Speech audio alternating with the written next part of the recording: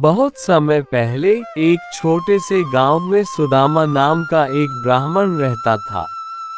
सुदामा बहुत ही गरीब था, लेकिन वह बहुत धार्मिक और कृष्ण का परम भक्त था। जब वह छोटा था तब उसने भगवान श्री कृष्ण के साथ गुरुकुल में शिक्षा ग्रहण की थी। सुदामा और कृष्ण में बहुत घनिष्ठ मित्रता थी।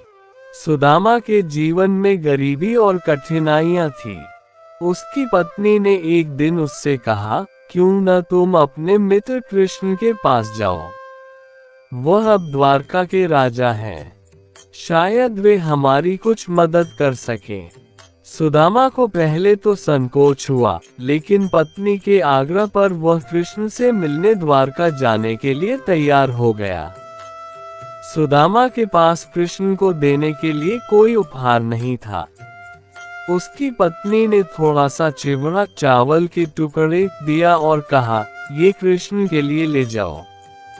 सुदामा ने चिवड़ा एक कपड़े में बांध लिया और द्वारका के लिए निकल पड़ा। द्वारका पहुंचने पर सुदामा को महल के द्वार पर खड़ा देखकर कृष्ण तुरंत दौड़कर उसके पास आए और उसे गले लगा लिया।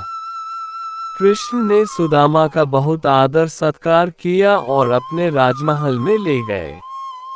सुदामा का हाल चाल जानने के बाद कृष्ण ने उससे पूछा, तुम मेरे लिए क्या लाए हो सुदामा? सुदामा ने शर्माते हुए चिवड़े का पोटली कृष्ण को दी। कृष्ण ने बड़े प्रेम से उसे ग्रहण किया और खा लिया। सुदामा के समर्पण और मित्रता से कृष्ण बहुत प्रसन्न हुए। जब सुदामा घर वापस लौटा तो उसने देखा कि उसका टूटा फूटा घर एक सुंदर महल में बदल चुका था और उसके पास सभी प्रकार की संपत्ति थी। उसकी गरीबी खत्म हो चुकी थी। ये सब कृष्ण की कृपा से हुआ था।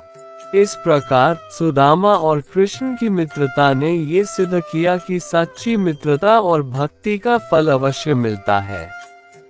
कृष्ण ने अपने मित्र की निस्वार्थता और प्रेम को पहचान कर उसे अमूल्य वरदान दिया। चैनल को सब्सक्राइब करें, वीडियो को लाइक करें।